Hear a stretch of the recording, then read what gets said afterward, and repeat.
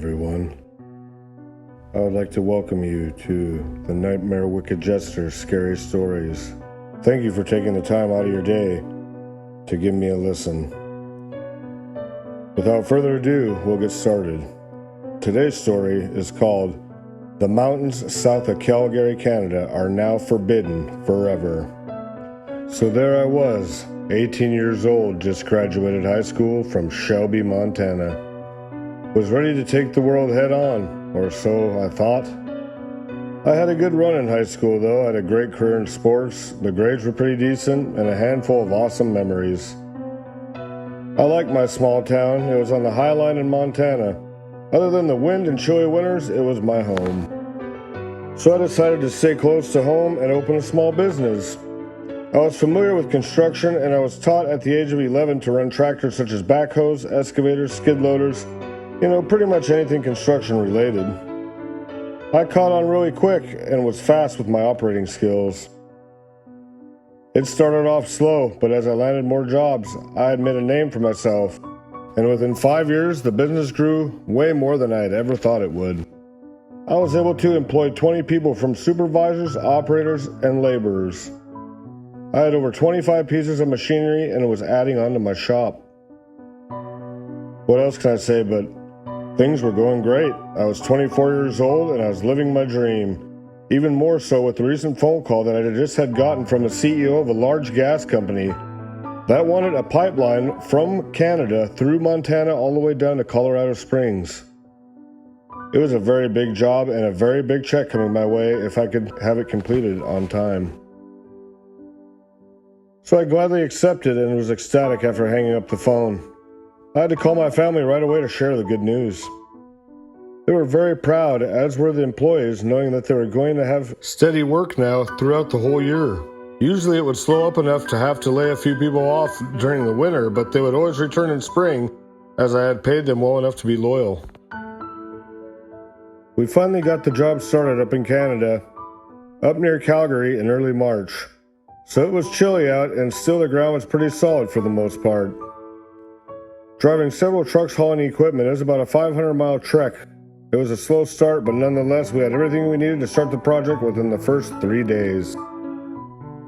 John, he was 33 years old, was my main supervisor, and he has been with me since I started. I gave him the lead role of getting everything ready and laid out to start laying pipe. Then there was Chris, 29 years old. He was another great worker with skills beyond anyone I've ever seen at his age. He did everything that was asked of him and more. Along with 4 operators, Chuck, Steve, Larry, and Josh, and my 4 laborers, 1 for each operator, Sean, Red, Matt, and Greg. We had the full crew ready to go rock and roll. The first week, I was going to be there to make sure everyone had everything and to see how the operation was going to run. It was in the middle of nowhere pretty much. The right-of-way was planned to go through mountains, valleys, hills, and overall pretty rough terrain. But we had made great progress the first week. We were close to 20 miles completed from the outskirts of Calgary into the vast wilderness heading south. I decided to stick around as the first week wasn't long enough for me to get my fill. This is where we ran into our first problem. The ground was super hard as we were going over a rocky ridge. But the weird thing was, about 5-6 feet down, it was abnormally soft. Almost like somebody had already made a hole in this exact spot previously. Or an underground tunnel that was running through this exact location? But how, I thought to myself. This was odd, so come to find out, that's exactly what it was. It was like a tunnel that a small badger would make, but it was something the size that something 50 times larger than a badger would make. Whatever the hell it was that made this hole was no machine, because the topsoil was untouched. And the ground further down was soft, like a giant corkscrew had made its way right through the ground and rock. We didn't think much of it, and we just continued our job as the ground was its way for, let's say, the next 25 miles at least. And it was the next morning that we finally seemed to reach the end. Or it just cut across and went the opposite way that we were working. That's when we first heard it, a horrifying groan that I will never forget. It was a moan like something straight from hell, something otherworldly for sure. I've never heard any animal make such a sound. It sent chills down everyone's spine.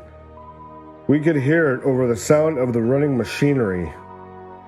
And then it seemed to get louder, like whatever it was getting more and more agitated. I then told the boys quickly to shut down and just take a break, as I feared that whatever it was coming from way underground, and it was getting closer, fast. Then the earth started to suddenly shake like we were having an earthquake. We were not on any fault line system, so that was pretty much near impossible. So we all quickly then started to panic and ran to our trucks. We jumped in and immediately drove off the mountainside, only to see the excavators and semis just vanish. They sank in the earth like they just fell into some kind of sinkholes. I couldn't believe what I was seeing in my rearview mirror. I had to stop and pull over to watch in horror as all my equipment was suddenly gone. I waved the rest of the crew on to just go back to the hotel. Only John and Chris remained in the cab of my truck with me, watching with the eyes wide open and mouths completely open, as they were shocked, as was I, at what we were witnessing. Then after another aftershock, or what it seemed, the earth started sprouting up almost like Old Faithful, just giant chunks of rocks and dirt, and not just little ones. These were giant boulders being flung into the air like they were weightless. We were only 300 yards or so away, and as terrified as I was concerned about my equipment still, because that was the majority of what I had and I couldn't afford any more to finish the job. I was up shit creek without a paddle.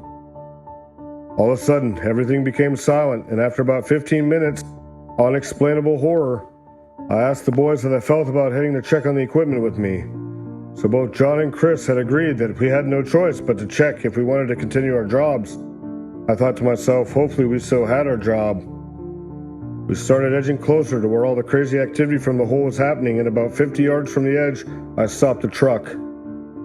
We then all jumped out, only to see the most unnatural, horrifying scene I've ever seen in my life. The trench was no longer a trench.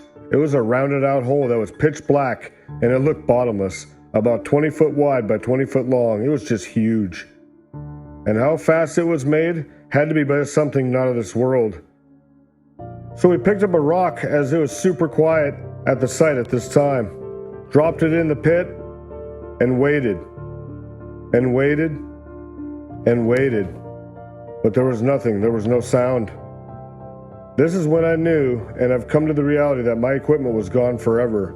But that was not even the worst part.